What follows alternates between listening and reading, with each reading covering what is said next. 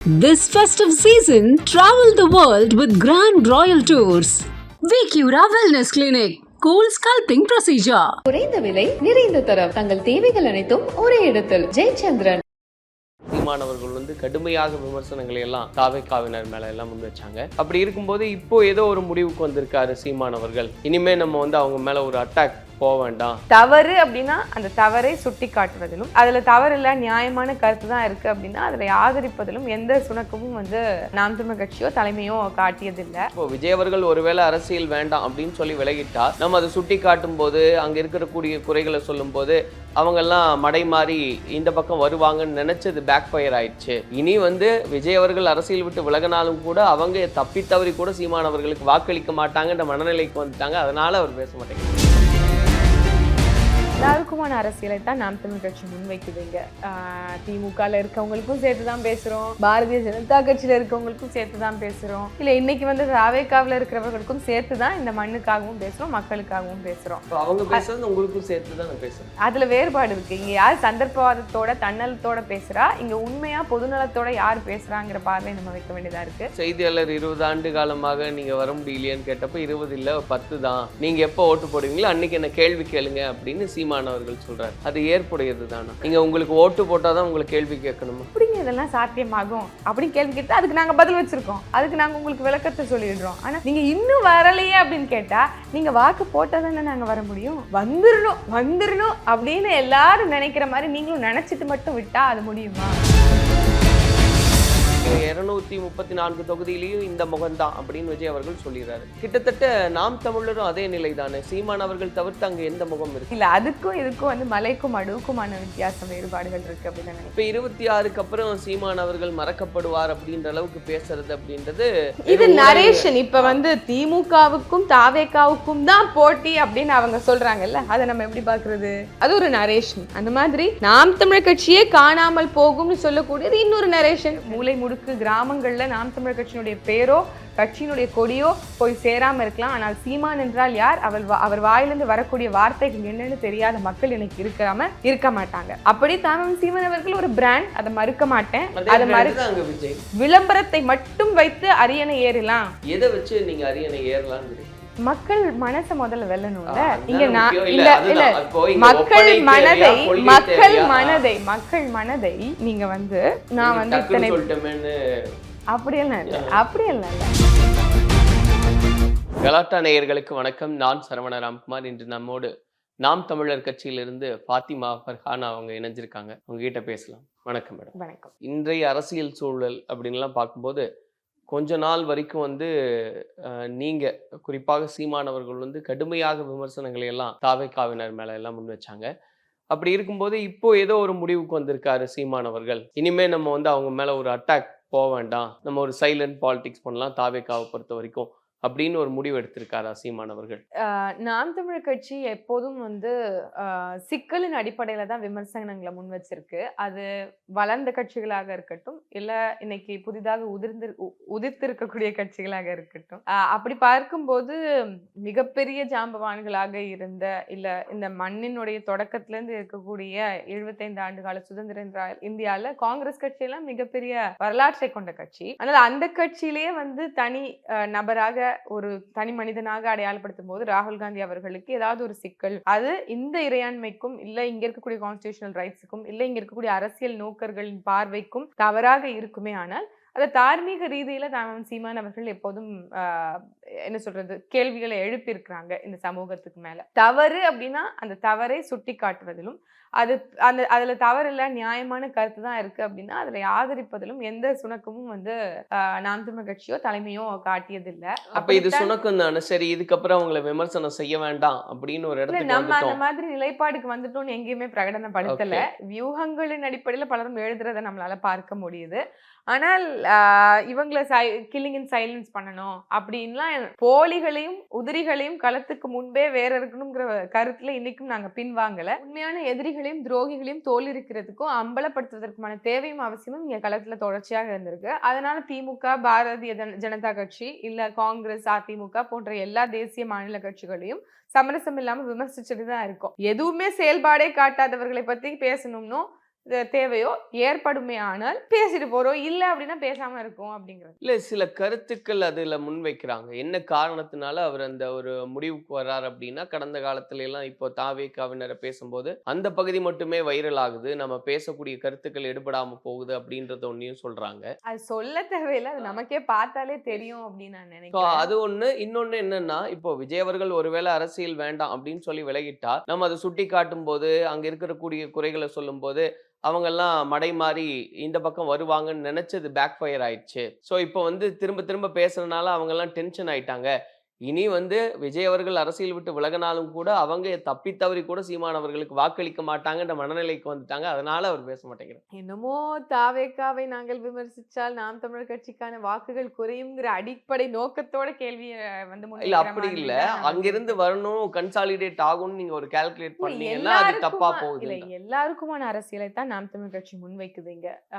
திமுகல இருக்கவங்களுக்கும் சேர்த்து தான் பேசுறோம், பாரதிய ஜனதா கட்சியில இருக்கவங்களுக்கும் சேர்த்து தான் பேசுறோம், இல்ல இன்னைக்கு வந்து தாவேக்காவுல இருக்கிறவர்களுக்கும் சேர்த்து தான் இந்த மண்ணுக்காகவும் பேசுறோம், மக்களுக்காகவும் பேசுறோம். இப்ப அவங்க பேசுறது உங்களுக்கும் சேர்த்து தான் நான் பேசுறேன். அதுல வேறுபாடு இருக்கு. இங்க யார் சந்தர்ப்பவாதத்தோட தன்னலத்தோட பேசுறா, இங்க உண்மையா பொதுநலத்தோட யார் பேசுறாங்கிற பார்வை நம்ம வைக்க வேண்டியதா இருக்கு. எல்லா சிக்கல்களையும் கருத்து முன்வைக்கக்கூடிய ஒரு தலைமையும் இங்க வந்து அவசியப்படுது. ஏன்னா நான் உங்களை நம்பி உங்க பின்னாடி நிக்கிறேன் அப்படின்னா எங்களுக்கு நீங்க தெளிவுபடுத்தணும் ஒரு தலைவரா. நீங்க எதை ஆதரிக்கிறீங்க, எதை வந்து எதிர்க்கிறீங்க, ஏன் இதை ஆதரிக்கிறீங்க, ஏன் இதை எதிர்க்கிறீங்க, ஏன் உங்க பின்னாடி நாங்க நிக்கணும் அப்படிங்கறத தெளிவுபடுத்த வேண்டிய தேவை ஒரு தலைவனுக்கு இருக்கு. அப்படி எந்த வகையிலும் பொருள்படுத்த முடியாத ஒரு தலைமை தான் தாவேக்காவுடைய தலைமை அப்படின்னு நான் நினைக்கிறேன். ஆனால் இங்க வந்து நீங்க கேட்ட அவங்களுடைய தொண்டர்கள் வந்து மேல ஒரு அவங்க நம்ம கிட்ட வராம போயிருவாங்களோ அப்படிலாம் இல்ல. அப்படி நினைச்சா ஈரோடு இடைத்தேர்தல்ல நாங்க நின்னோம், பை எலெக்ஷன்ல நின்னோம். மிகப்பெரிய ஜாம்பவான்கள்னு சொல்லக்கூடிய அதிமுகவோ இல்ல கூட்டணி கட்சிகளோ எது ஒன்றுமே நிக்கல. யாருமே நிக்காத இடத்துல திமுகவுக்கும் நாம் தமிழ் கட்சிக்குமா தான் அன்னைக்கு வந்து போட்டி இருந்தது. அதே தேர்தலின் போது தாவேக்காவுடைய வாக்காளர்கள் எங்களுக்கு வந்துருவாங்கன்னு சொல்லி சொன்னாங்க அப்படின்னா, அன்னைக்கு தாவேக்காவுடைய கட்சி தொடங்கப்பட்டிருந்த நிலையில, அவருடைய கட்சி அறிவிக்கப்பட்டிருந்த நிலையில நோட்டாவுக்கு விழுந்த வாக்குகள் பாத்தீங்கன்னா 6000 சொற்ப வாக்குகள் தான் இருந்தது. அப்ப அந்த 6000 தான் தாவேக்காவுடைய வாக்குகளா? அவர்களுக்காகவாகத்தான் நாங்க பேசுவோம்னா இல்ல. பொதுவாக இந்த மண்ணின் சிக்கலை பேசக்கூடிய கட்சி தான் நாம் தமிழர் கட்சி. தவறு என்றால் அதை சுட்டி காட்டும். இந்த மண்ணுல நாசகர திட்டங்கள் கொண்டு வந்தா அதை எதிர்க்கும். அது இந்த கட்சிக்கு பொருந்தும், இந்த கட்சிக்கு பொருந்தாது, இந்த கட்சியினோட தொண்டர்களுக்கு பொருந்தும், இந்த கட்சியினோட தொண்டர்களுக்கு பொருந்தாதுன்னு இல்லை. அதை எதற்காக ஆதரிக்கிறோம்? இப்போ ஒன்றும் இல்லை, நாங்க வந்து மலை கொள்ளைய இந்த கனிம வள கொள்ளைகளை நாங்க எதிர்க்கிறோம் அப்படின்னா அது எல்லாருக்கும் தானே. அது வெறும் மனிதர்களுக்கு கூட இல்ல, பல்லுயிர்களுக்குமான ஒரு அரசியல். அதைத்தான் தமிழ் தேசியமும் நமக்கு சொல்லுது, அனைத்து உயிர்களுக்குமான அரசியலை பேணுவோம் அப்படின்ட்டு. அதைத்தான் நாங்க முன்வைக்கிறோம். இதுல வந்து நாங்க லாப நஷ்ட கணக்கு பார்த்துட்டு இது வந்து அதிமுகவுடைய குவாரி, இது வந்து திமுகவுடைய குவாரி, அதனால நம்ம இங்க பேசக்கூடாதுலாம் பேசல. ஒட்டுமொத்தமாக தமிழ்நாட்டுல கனிம வள கொள்ளைகள் நடக்குது அப்படின்னா அதை எதிர்க்கிறோம், அதை விமர்சிக்கிறோம், அதை கண்டிக்கிறோம். இந்த வளங்களை சூறையாடி கொண்டு போயிட்டு இந்த நாட்டு மக்களை நிர்கதியாக்கி பின்னாடி இந்த பெரும் முதலாளிகளுக்கு தான் நீங்க வந்து வழிவகை செய்யறீங்களே தவிர்த்து சொந்த நாட்டு மக்கள் வந்து வேலை வாய்ப்பும் இல்லாம இருக்கிறாங்க ஆல்மோஸ்ட். அதையும் தாண்டி சூழலியும் பெரிய பாதிப்பு ஏற்படுது. இதனால் வந்து வரக்கூடிய தலைமுறையினருக்கு தான் வந்து ஒரு மிகப்பெரிய பாதிப்பு ஏற்படும் விழிப்புணர்வையும் மக்களுக்கு எடுத்து செல்றோம். அதனால எங்களுக்கு எந்த லாப நஷ்ட கணக்குகளும் இல்லை. இவங்க வந்துட மாட்டாங்களா, இவங்க வந்துருவாங்களே, இல்ல இவங்க வராம போயிருவாங்களேங்கிற கவலையும் நமக்கு யார் வந்தாலும் உங்களுக்கு கவலை இல்லை. அப்படி இல்லை. எங்களுக்கு ஆழமான புரிதலை கொண்ட மக்கள் தான் வாக்கு போடுவாங்கிறதுல மிகுந்த நம்பிக்கை எங்களுக்கு இருக்கு. அதுல எங்களுக்கு எந்த தடுமாற்றமும் இல்லை. அதனால நாங்க எந்த அச்சப்பாடும் இல்லாம பயணிக்கிறோம். இடையில கூட ஒரு செய்தியாளர் 20 ஆண்டு காலமாக நீங்க வர முடியலையேன்னு கேட்டப்ப 20 இல்ல 10 தான், நீங்க எப்ப ஓட்டு போடுவீங்களோ அன்னைக்கு என்ன கேள்வி கேளுங்க அப்படின்னு சீமான் அவர்கள் சொல்றாரு. அது ஏற்புடையது தானா? நீங்க உங்களுக்கு ஓட்டு போட்டாதான் உங்களை கேள்வி கேட்கணுமா? நீங்க எல்லாம் ஓட்டு போடுறதுனால நாங்க வெற்றி பெறாம இருக்கோங்கிற ஆதங்கத்தின் பேச்சு தான் அது. இப்ப நீங்க எல்லாம் எங்களுக்கு ஓட்டு போட்டுட்டீங்க அப்படின்னா நீங்க இந்த கேள்வியை கேட்க மாட்டீங்கல்ல. இப்ப நாங்க சொல்ற கொள்கையிலயோ கோட்பாடுலயோ உங்களுக்கு பிணக்கு இருக்கா, உங்களுக்கு அதுல கேள்விகள் இருக்கா, எப்படிங்க இதெல்லாம் சாத்தியமாகும் அப்படின்னு கேள்வி கேட்டா அதுக்கு நாங்க பதில் வச்சிருக்கோம், அதுக்கு நாங்க உங்களுக்கு விளக்கத்தை சொல்லிடுறோம். ஆனா நீங்க இன்னும் வரலையே அப்படின்னு கேட்டா நீங்க வாக்கு போட்டா தானே நாங்க வர முடியும். வந்துடணும் அப்படின்னு எல்லாரும் நினைக்கிற மாதிரி நீங்களும் நினைச்சிட்டு மட்டும் விட்டா அது முடியுமா? நாங்க வரணும், ஆட்சி அதிகாரத்துல இருக்கணும், இடம் பெறணும்னு நீங்க நினைக்கிறீங்கன்னா உங்களுடைய மதிப்புமிக்க வாக்குகளை நீங்க எங்களுக்கு நல்கணும். அப்பதான் எங்களால ஆட்சிக்கு வர முடியும். அப்போ அந்த கேள்வி யதார்த்தமான ஒரு பார்வையில தான் அப்படிதான் அந்த டோன்ல தான் அவர் சொன்னதா நீங்க கட்டாயம் புரிஞ்சுக்கிறீங்க. இல்ல அது அப்படிதான் Okay. நான் புரிஞ்சுக்கல, நீங்களும் சரி. அப்படிதான் அதை வந்து எடுத்துக்கணும் அப்படின்னு. இப்போ நம்ம கொள்கை ரீதியா இப்போ விஜய் அவர்களுக்கு ஒரு நிலைப்பாடு இருக்கு, சீமான் அவர்களுக்கு ஒரு நிலைப்பாடு இருக்கு. இதெல்லாம் தாண்டி கட்சி அப்படிங்க வரும்போது இப்போ 234 தொகுதியிலையும் இந்த முகம்தான் அப்படின்னு விஜய் அவர்கள் சொல்லிடுறாரு. கிட்டத்தட்ட நாம் தமிழரும் அதே நிலை தானே. சீமான் அவர்கள் தவிர்த்து அங்க எந்த முகம் இருக்கு? முதல்ல போட்டியிடுறாராங்கிறது விஜய் பத்தி இல்ல அது நமக்கு அவர் தெரியல. சொல்லிட்டாரு இல்லையா? இதுல 234க்கும் முகம் தான் அப்படிங்கிற அளவுக்கு இல்ல நின்னா அவருடைய அந்த முகம். முகத்தை நம்பிதான் நீங்க ஓட்டு போடுங்கன்னு அதாவது சொல்றாரு. மதுரை தெற்கு விஜய், ஆமா, மதுரை ஆ. வடக்கு விஜய், மதுரை மத்தி விஜய், அத சொல்றீங்க. ஆமா. இல்ல அதுக்கும் இதுக்கும் வந்து மலைக்கும் அடுக்குமான வித்தியாசம், வேறுபாடுகள் இருக்கு அப்படின்னு நான் நினைக்கிறேன். நாம் தமிழர் கட்சி ஆழமான கருத்தியலாளர்களை இல்ல இங்க வந்து கருத்தியல் சரி நான் அதான் சொன்னேன். இந்த ம். கொள்கையெல்லாம் தவிர்த்து அங்க ஒரு முகம் தான் இருக்கு, அங்க அறியப்பட்ட முகங்களே இல்லைன்னு ஒரு விமர்சனம் இப்போ தாவேகா மேல அதிகமா வைக்கப்படுது இல்லையா? இதன் பக்கம் திரும்பினா அதே தானே இங்கேயும். இப்ப தாவேக்காவோட ஒப்பிடுவதே தவறு என்னை பொறுத்த வரைக்கும். இருந்தாலும் உங்களுடைய கேள்விக்காக நான் பதில் சொல்றேன். விஜய் அவர்களுடைய தரப்புல இருந்து 2ஆம் கட்ட அப்படின்னு சொல்லி சொன்னா செய்தி தொடர்பாளர்கள் கூட எடுத்துக்கிறீங்களேன், இல்ல கொள்கை பரப்பு செயலாளர்கள் கூட எடுத்துக்கோங்களேன். அவங்களே சமூக வலைத்தளத்துல எப்படி பதிவிடுறாங்க அப்படின்னா, கிடைத்த தகவலின் அடிப்படையில், தகவலின் பெயரில் இப்படி சொல்றாங்க. இதுல யாருமே அடையாளப்படாதவர்கள் தான். அப்ப அவங்க வந்து இன்னும் வேட்பாளர்களை நிறுத்துவாங்களாங்கிறது கேள்விக்குறியாக இருக்கும்போது, 2ஆம் கட்ட 3ஆம் கட்ட தலைவர்கள்லாம் அங்க இன்னும் நிர்ணயிக்கப்படல. அங்கேயே ஒரு குழப்ப சூழல் இருக்குங்கிறது ஒரு பக்கம். ஆனால் நாம் தமிழர் கட்சியை பொறுத்த வரைக்கும் இங்க 75 ஆண்டு கால அரசியல் வரலாற்றுல இந்த திராவிட கட்சிகள் செய்யாத ஒரு பெரிய புரட்சியை கூட இங்க செய்திருக்கிறோம்.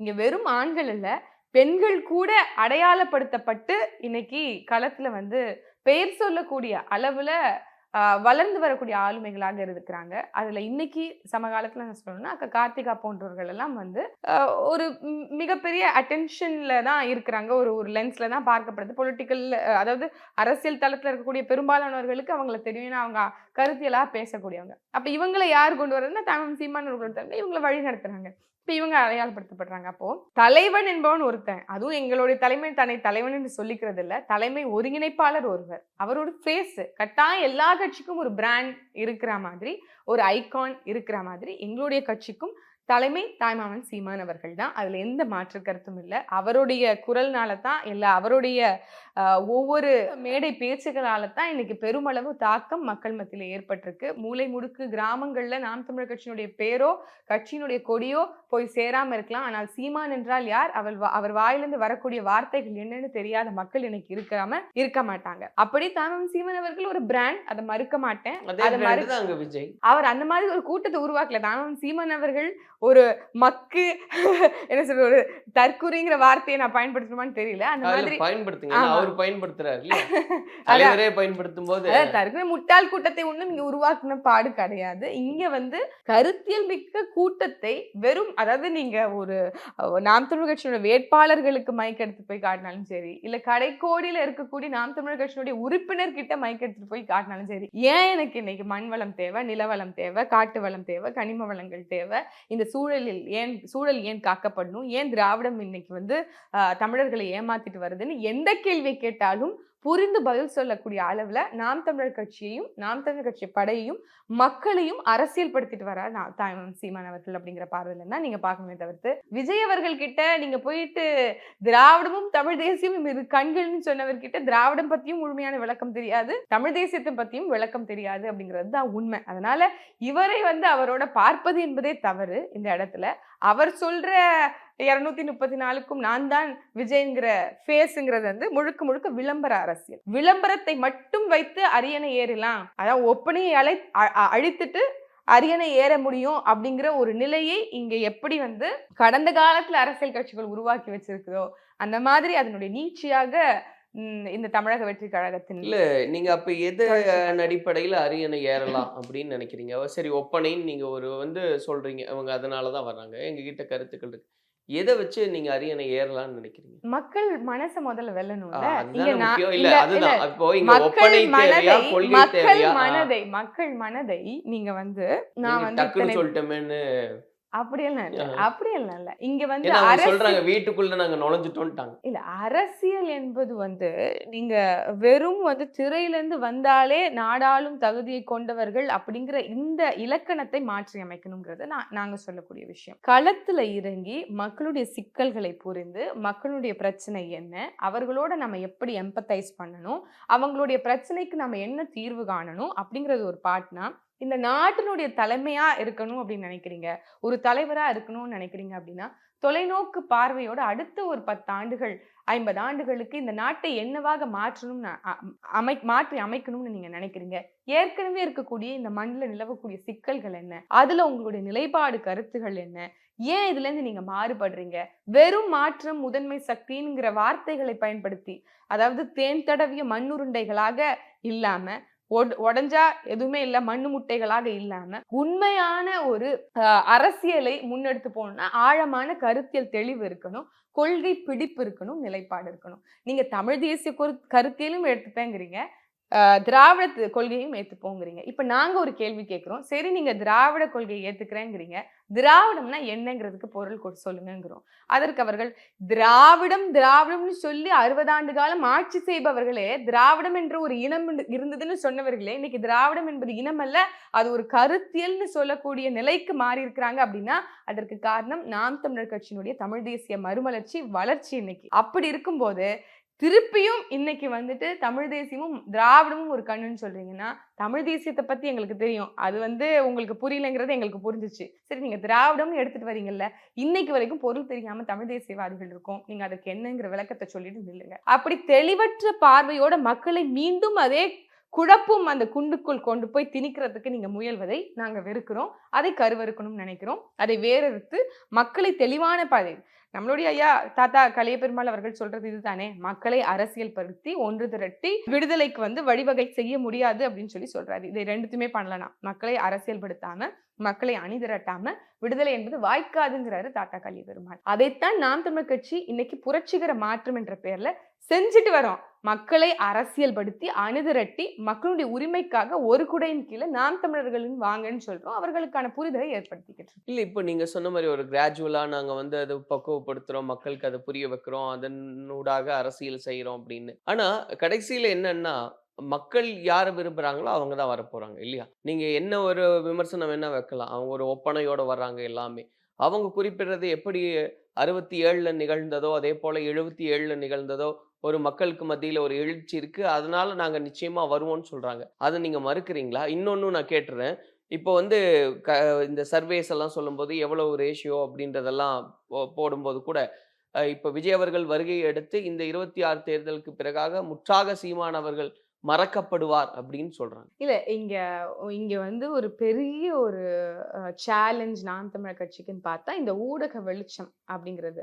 ஆனால் அதை அப்படியே நீங்க இந்த பக்கம் பாத்தீங்க அப்படின்னா விஜய் அவர்களுக்கு இருக்கக்கூடியது மிதமிஞ்சிய அளவுக்கான ஒரு ஊடக அது வெளிச்சம் எல்லாரையும் காட்டிலும் அதிகமா இருக்கு. எல்லாரும் காட்டிலும் அவருக்கு வந்து அதிகமா இருக்கு. ஆனா வாக்காளர்களையும் மக்களையும் அவ்வளவு குறைவா வந்து நம்ம வந்து கணித்திட முடியாது. ஏன்னா வந்து எல்லாரையும் வந்து இவங்க வந்து தெரிஞ்சவங்க அப்படின்னு வாக்கு போடுறவங்க கிடையாது தமிழ்நாட்டு மக்கள். தமிழ்நாட்டு மக்கள் கொஞ்சம் அறிவில் சிறந்தவர்கள், அதே மாதிரி அறியாமையிலும் இருக்கிறவங்களும் இருக்கத்தான் செய்யறாங்க. இதை எப்படி பேலன்ஸ் பண்றீங்க? அறிவில் சிறந்தவங்களும் இருக்காங்க கட்டாயம். இப்ப நம்ம ஒப்பீட்டளவுல சர்வே ஸ்டாட்டிஸ்டிக்ஸ் லெவல்ல பார்த்தோம் அப்படின்னா கல்வியில் சிறந்த தமிழ்நாடாக இன்னைக்கு இருக்குதுங்கிறதுல மாற்று கருத்துல. ஆனா மறதி எங்களுடைய மக்களுக்கு அதிகமா இருக்குங்கிறத நீங்க ஒத்துக்குதான் ஆகணும். அதை விட தாண்டி பெருந்தன்மை இன்னும் அதிகமா இருக்குது. அதனால இங்க ஒரு 3 விஷயத்தை முதலீடாக பயன்படுத்தி தொடர்ச்சியாக இந்த மண்ணை ஆளக்கூடிய பெருமக்கள் பத்தி உங்களுக்கு தெரியும். இந்த மறதி, அறியாமை, பெருந்தன்மை இந்த மக்களுக்கு இருக்கிறது. அவங்க கிட்ட இருக்கக்கூடிய இவங்க வந்தாங்கப்பா, இது செய்யறேன்னு சொன்னாங்கப்பா, அதனால நான் வாக்கு போட்டேன்ப்பா, அடுத்தது இவங்க தான் எல்லா கொடிய திட்டங்களும் இந்த மண்ணுக்கு கொண்டு வந்து கொடுத்துருப்பாங்க, சீரழிச்சிருப்பாங்க, திருப்பியும் வந்து அவர்கள் வந்து இவர்களுக்கு மாற்று இவர்கள் நினைச்சு வந்து வாக்கு போட்டிருப்பாங்க. திமுகவுக்கு மாற்று அதிமுகவுக்குன்னு போடுறாங்கன்னு வச்சுக்கோங்களேன். ஆனால் திருப்பியும் இவர்களுக்கு மாற்று இவர்கள் நினைச்சிட்டு இருக்காங்க அப்படின்னா காரணம் இவங்க வந்தா சரி செஞ்சிருவாங்கன்னு மீண்டும் நம்புறாங்க. இவங்க வந்தா இவங்க செஞ்சிருவாங்கன்னு திருப்பியும் நம்புறாங்க. இது மக்களுக்கு இருக்கக்கூடிய பெருந்தன்மை. அப்ப இவங்களை மன்னிச்சு ஒரு முறை வாக்கு திருப்பி செலுத்திடுவோம் அப்படிங்கிறாங்க. இவங்க செஞ்ச தப்பு எல்லாத்தையும் ஒரு காலத்துல மறந்துடுறாங்க. ஏன்னா அது அவங்களுடைய பிரஸிங் இஷ்யூவா இருக்கிறது இல்ல. அதை தாண்டி உனக்கு சிக்கல் இருக்கு. என் வீட்டு பில், என்னுடைய வீட்டு ரெண்ட்டை நான் எப்படி கட்டுறது, என் பிள்ளையை நான் எப்படி படிக்க வைக்கிறது, கரண்ட் பில்லை எப்படி கட்டுறது, தண்ணி டாக்ஸ் எப்படி கட்டுறது, இன்கம் டாக்ஸை எப்படி கட்டுறதுன்னு என்னுடைய சுமையே 1000 சுமை இருக்கு. அப்போ ஒரு தனிநபரா நீ காண்ற சுமையை தாண்டி இந்த சமூகத்துல நடக்கிற பிரச்சனையே என்னுடைய லென்ஸுக்கு வரல, என்னுடைய பார்வைக்கு வரல. இதை எல்லாத்தையும் பயன்படுத்தி, இந்த அறியாமை, இந்த இக்னோரன்ஸ் எல்லாத்தையும் பயன்படுத்தி மீண்டும் மீண்டும் வாக்குகளை அறுவடை செய்து இவர்கள் அரியணை வருவதை பயன்படுத்திக் கொள்கிறார்கள். அப்ப இதையெல்லாம் தாண்டி வெறும் ஒரு மாஸ் அப்பியரன்ஸை மட்டும் வச்சு நம்ம தேர்தலுக்கு வந்துட முடியும் அப்படிங்கிறத கடந்த கால ஹிஸ்டரிஸும் வரலாறும் நமக்கு காமிக்குது. திராவிட முன்னேற்ற கழகமோ இல்ல அண்ணா திராவிட முன்னேற்ற கழகமோ இல்ல ஐயா தேமுதிகவுடைய கட்சியோ இல்ல ஐயா கமல்ஹாசன் அவர்களோ இல்ல சரத்குமார் அவர்கள் எத்தனையோ சினிமா இண்டஸ்ட்ரியில இருந்து வந்திருக்கிறாங்க. எல்லோருக்கும் கூடாத கூட்டமா இவர்கள் என்ன வச்சுட்டு வராங்கன்னா இந்த கூட்டத்தை மட்டும் காமிச்சிட்டு வராங்க. அவங்க கிட்ட இருக்க ஊடக வெளிச்சத்தை வச்சு கூட்டத்தை காமிச்சிடுறாங்க. கூட்டத்தை மட்டுமே நான் வச்சு அரசியல் திருப்பியும் அரியணையில ஏறிடுவேன்னு நினைக்கிறாங்க. கொள்கைங்கிறது சுத்தமா இல்லை அப்படின்னு நினைக்கிறேன். ஒரு ஸ்டெபிலிட்டி இல்லை, ஒரு நடுநிலைங்கிறாங்க. இந்த பக்கமும் நிற்கிறாங்க, ஆனால் அந்த பக்கமும் நிற்கிறாங்க. அது எவ்வளோ பெரிய கொடுநிலையாக இருக்கு அப்படிங்கிறதெல்லாம் நம்ம எடுத்து சொல்லிட்டு தான் இருக்கோம். அப்போ இது ஒரு தவறான மதிப்பீடு கணக்கு அப்படிங்கிறது தான் நம்ம முன்னுக்கு வைக்கிறோம். You have an opportunity, you have room to explore and change. But நீங்க செய்வது தவறுங்கிறத நாங்கள் அம்பலப்படுத்தாமலோ சுட்டி காட்டாமலோ இருந்தோம்னா அது எங்கள் மீது இருக்கக்கூடிய தவறு அப்படின்னு நான் நினைக்கிறேன். அப்ப அதை நாங்க எடுத்து காமிக்க வேண்டியது கட்டாயமாக இருக்கு. இப்ப 26க்கு அப்புறம் சீமான் அவர்கள் மறக்கப்படுவார் அப்படின்ற அளவுக்கு பேசுறது அப்படின்றது இது நரேஷன். இப்ப திமுகவுக்கும் தாவேகாவுக்கும் தான் போட்டி அப்படின்னு அவங்க சொல்றாங்கல்ல, அதை நம்ம எப்படி பாக்குறது? அது ஒரு நரேஷன். அந்த மாதிரி நாம் தமிழர் கட்சியே காணாமல் போகும்னு சொல்லக்கூடியது இன்னொரு நரேஷன். 2016 இருந்து 2025 இன்னைக்கு 26 தேர்தலை நம்ம சந்திக்க இருக்கிறோம். கிட்டத்தட்ட 4 பொது தேர்தல்களை நாம் தமிழர் கட்சி சந்திச்சிருக்கு. 2016 முதல் தேர்தலில் 1.1 விழுக்காடு தான். அன்னைக்கும் இதே வாய்கள் சொன்னாங்க, நாம் தமிழர் கட்சிலாம் எங்கங்க யாருக்கும் தெரியாது, காணா போயிரும்னு சொன்னாங்க.